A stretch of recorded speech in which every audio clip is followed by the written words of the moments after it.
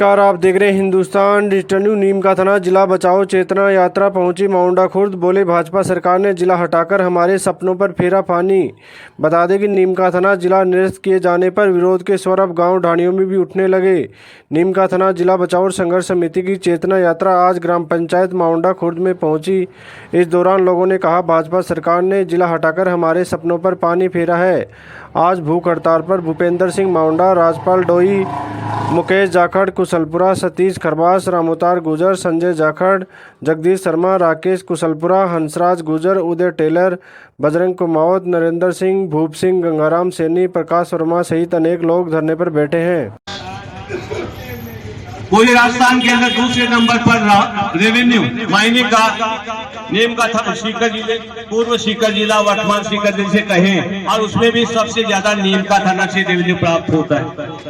और आपको मैं जो है ये याद दिलाना चाहूंगा, रेवेन्यू का जो बजट आता है, रेवेन्यू की जो टैक्स आता है, वो टैक्स कलेक्टर के पास जाता है और कलेक्टर उस टैक्स को, यानी जो डिस्ट्रिक्ट कलेक्टर है उसके पास जाता है। वो कलेक्टर उस टैक्स को पूरे जिले में बांट देता है।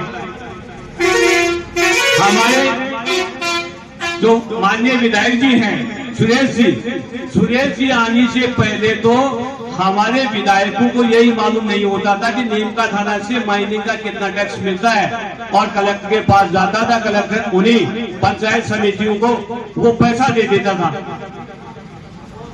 सुरेश जी आने के बाद भी उस पैसे में से बहुत सा पैसा नीम का थाना के लिए लाए, लेकिन पूरा पैसा नीम का थाना को नहीं मिलता था।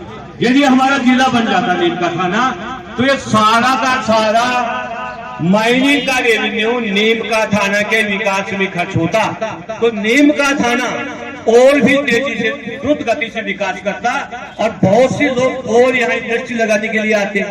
जब विकास होगा, सड़कों का जाल फैलता, बिजली का सुधार व्यवस्था बहुत बढ़िया होती, ज्यादा फैक्ट्रियां लगती, तो नीम का थाना के जो बेरोजगार हैं उनको रोजगार के लिए दूसरी जगह जाने की जरूरत नहीं होती। इतने रोजगार के अवसर नीम का थाना में सृजित होते, पनपते। तो नीम का थाना का ये फायदा होता कि जिला होने से कितना बड़ा, अब हमारे को कितना बड़ा नुकसान हो रहा है। तो मैं नौजवान साथियों से, जिनकी अभी समझ नहीं है, जो समझते नहीं, जो चिंतन नहीं करते, जो भटकते रहते हैं, पूरे इंडिया में भटकते रहते हैं, कभी भर्ती देखते हैं वहां भी रिजेक्ट हो जाते हैं, कभी कहाँ जाते हैं, कभी कोई फैक्ट्री में जाते हैं, कभी महाराष्ट्र में, कभी गुजरात में। अरे युवाओं, आप समझो, इस समझ बनाओ, कम से कम विचार तो रखो कि मेरा नीम का थाना डिस्ट्रिक्ट बन जाता तो यहाँ पर गुजरात, तो दूसरे महाराष्ट्र में इंडस्ट्रीज हैं, वो सारी इंडस्ट्री यहाँ लग जाती। अब एक उदाहरण दो आपको, हमारे ये जो पत्थर आता है सिलिका स्टोन, जिसका सिलिका स्टोन को यहाँ से हम मोरबी पाउडर बनाते हैं, और पाउडर बनकर के टाइल्स बनने के लिए गुजरात के मोरबी में जाते हैं, और मोरबी में या दूसरी जगह जाता है। भिवाड़ी इंडस्ट्री की तरफ भी आजकल जाने लग गया, तो मोरबी में जाने के बाद में वहां पर इससे टाइल्स बनती हैं, और वो टाइल्स फिर हमारे यहाँ आती हैं, उनको हम मकानों में लगाते हैं। तो रॉ मटेरियल हमारा और निर्माण कहीं दूसरी जगह पे होता है, और टाइल्स के ऊपर प्रोडक्ट्स का जो टैक्स है, वो टैक्स किसको मिल रहा है? गुजरात सरकार को मिल रहा है।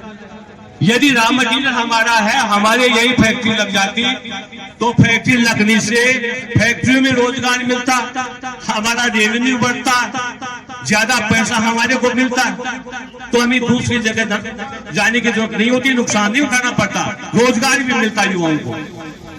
तो ये जिले का फायदा है कि जिला बनने से कितने बड़े रोजगार बढ़ते हैं। तो जिले के बहुत फायदे हैं, और नीम का थाना तो ऐसा प्रोग्रेसिव, मिनरल रिच, खनिज से भरपूर जिला हमारा है होता, जिसको निरस्त कर दिया इस सरकार ने। बहुत राजनीतिक द्वेषता इसको नष्ट किया है। इसमें बड़े बड़े जो मैं कहूँ राजनेता हैं, उनके उनका कहीं स्वार्थ होगा कोई, जिससे इस जिले को निरस्त किया गया है और यहाँ की जनता को और ज्यादा अभाव में